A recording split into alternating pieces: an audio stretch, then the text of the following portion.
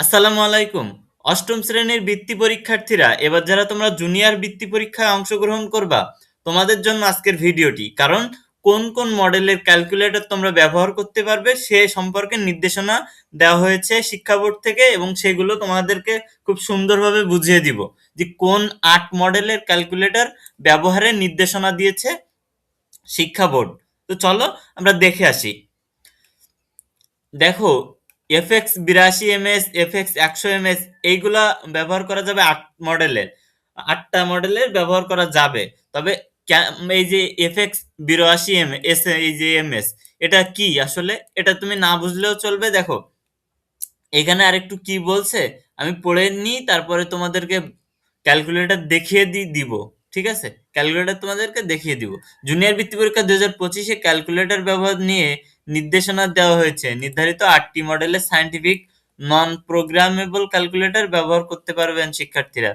এছাড়া সাধারণ ক্যালকুলেটরও ব্যবহার করতে পারবে পরীক্ষার্থী। ক্যালকুলেটরের নির্দিষ্ট মডেল উল্লেখ করে সোমবার 22শে ডিসেম্বর এ সংক্রান্ত নির্দেশনা কেন্দ্র সচিব ও সংশ্লিষ্টদের পাঠিয়েছে ঢাকা মাধ্যমিক ও উচ্চ মাধ্যমিক শিক্ষা বোর্ড।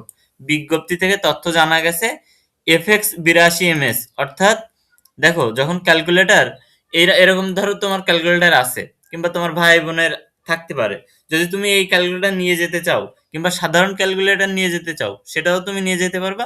তবে এই ধরনের ক্যালকুলেটর যদি থেকে থাকে, দেখবা উপরে লেখা আছে 82 ms, কিংবা এই যে উপরে দেখতে পাচ্ছ ডান পাশে FX 82 ms, এই যে FX 82 ms লেখা থাকলে সেটা নিয়ে যাওয়া যাবে, এবং FX 100 লেখা থাকলে সেটা নিয়ে যাওয়া যাবে, FX 570 লেখা থাকলে নিয়ে যাওয়া যাবে, FX 991 লেখা থাকলে নিয়ে যাওয়া যাবে, FX 991 প্লাস কিংবা FX 991 ES, এই যে 8টা মডেল যদি তোমার থেকে থাকে, এই 8টা মডেলের ভেতরে যদি তোমার ক্যালকুলেটরটা থেকে থাকে, তাহলে তুমি পরীক্ষায় ব্যবহারের জন্য অনুমতি পাবা।